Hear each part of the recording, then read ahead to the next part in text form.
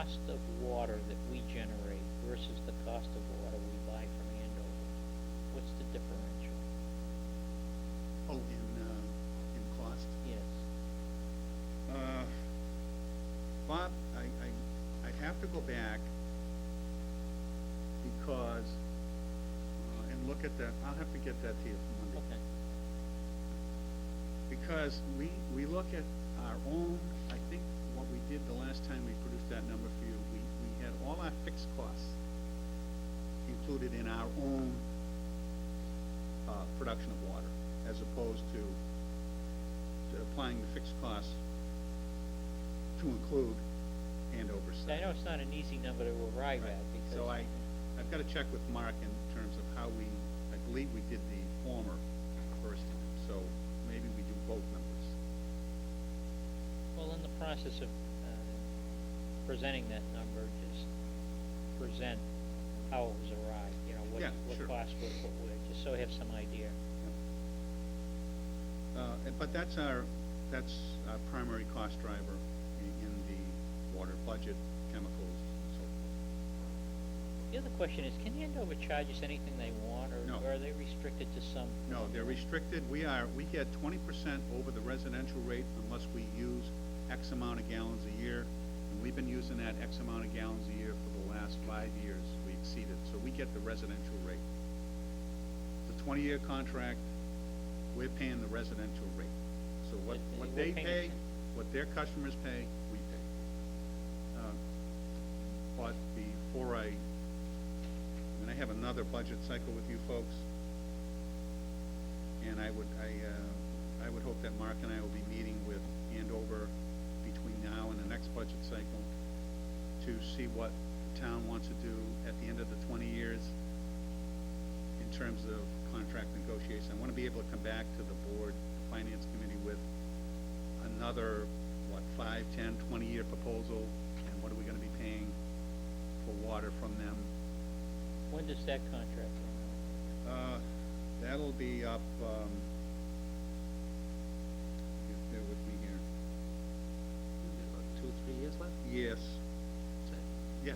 Gotta get I it think going. it's about 2 years after I've actually retired from the department, so I really would like to get that wrapped up before I go.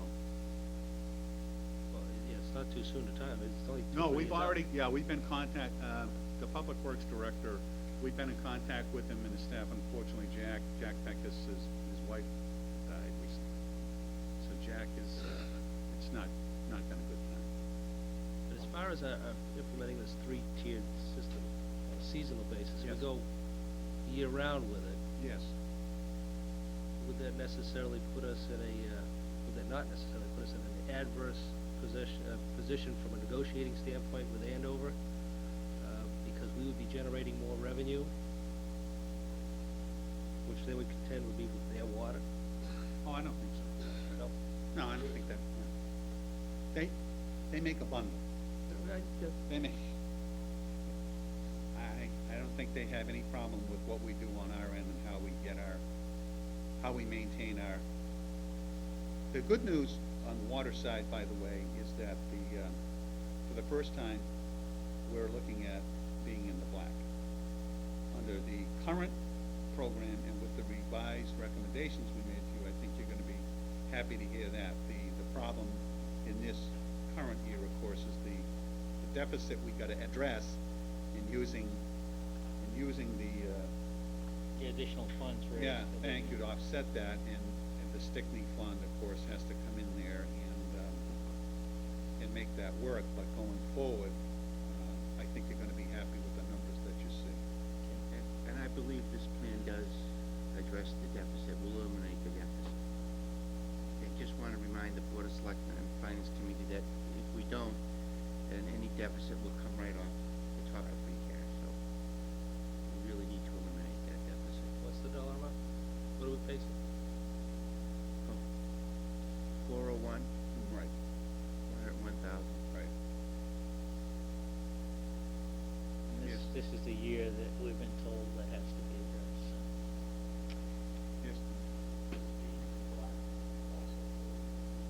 Yes, Yes, Thank being you. in the black means that we have a surplus in a given year, and then when the books are closed, that they would go into retained earnings of the enterprise.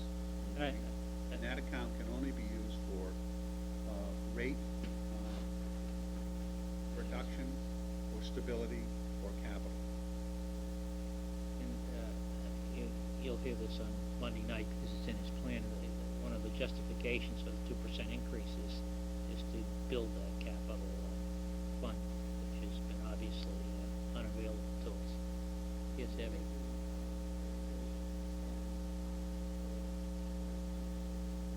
Oh, okay, right, yeah. The only last thing I'd like to mention under capital, I started with water capital, let me finish on it. There's one project that we need to do, and that is at the Lakeside plant. For example, the new plant, we have a holding tank of water, and when we have to backwash to clean all the filters out, that comes from that holding tank. So it's internalized, and it has no effect on the system. If you live over on Lakeside Boulevard, people are used to getting up in the morning and learning how to shower and so forth with the system over there, because we have no holding tank. We have to backflush from the system itself. So the water that's going into the system, all of a sudden surging back and creates partial vacuums in the system, and there are lots of times you could be in the middle of a shower and all of a sudden you get a trickle and you have to wait. People have been living with that for years. It's also not healthy in the system. You're shocking the system. So as soon as we have some debt retirement, Mark will get into that, but as soon as we have some debt retirement, we want to be able to go forward on site to have that installation. I don't know if we've ever gotten calls over there. I think most of the people just have been over there so long and live with the situation. That's what it is.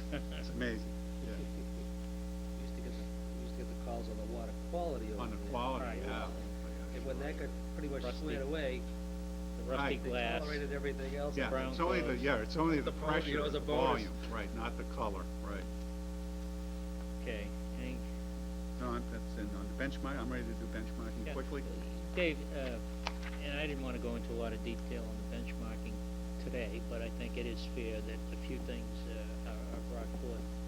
In the benchmarking report, for those that have looked at it, and this question has been raised, is the number of public full-time employees that are listed in the benchmarking report is the number 56, which obviously is a mistake or represents calculation based on other numbers, and I think there's been an explanation for it, but, clearly, for those that, and I think most of those people that are looking at this are watching this morning rather than sitting here presently, you should realize that you really need to look at this and look at the proposal of the Public Works budget to clearly understand where the real spending is and where the issues and differences might exist. Some of these issues have not fully been explained.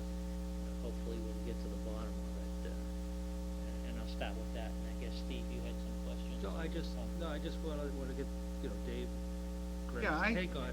Yeah, I No, mean, no, I any conclusions. I made no bones about it at the hearing. I probably upset some of the people that were at the meeting, but as a department head, I was insulted in the fact that have no contact with the author whatsoever, and that when I reviewed it with Greg, there were instant flaws that we picked up immediately. Wrote the memo as of September 6th. No response. Greg had a meeting, set up a meeting for the department heads with the author.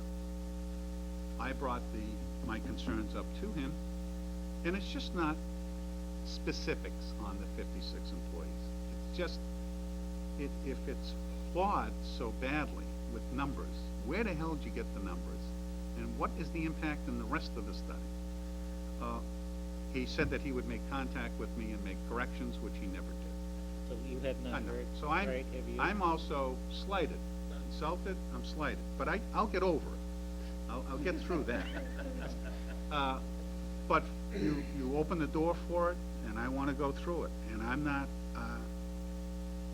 and just to give you some example, it wasn't too long ago, we had an MMA benchmark. And your public works, North Reading, was right in the average where I expected it to be. And this report indicated that we were high normal. And then when you look at 56 employees, how the hell do you get double the employees? I don't know. I asked him, and he, by the way, he didn't have an answer. He didn't have an answer. Also, I mentioned how we do business. I mentioned the Chapter 90 and how we do force account. We take our Chapter 90 funds, we do force account and use our own forces to do much of the construction work where we can to save money and put more money into the paving, the materials. Now, most towns don't do that. It's an administrative pain in the ass. And what they do is they just contract everything out. And that's normally what you do. The engineer would just put a contract out, and it's done soup to nuts by others, and all you do is inspect it. So, all the money that was paid to our employees, for example, under projects, not taxation, not, are shown in as expenses. That differential was not named in terms of monies that are spent that are under the operating budget versus capital. Capital monies were entwined with it, which inflated costs to the town, which are not true. And that was also explained in my memo. Now, I can't expect him for $7,500, whatever you paid, to go in and undo that kind of math. But what I do expect is asterisks, some notification that, some explanation why, if we stand out high normal compared to other communities, why? That's all I'd have. Even, just put my memo in, and out of due respect.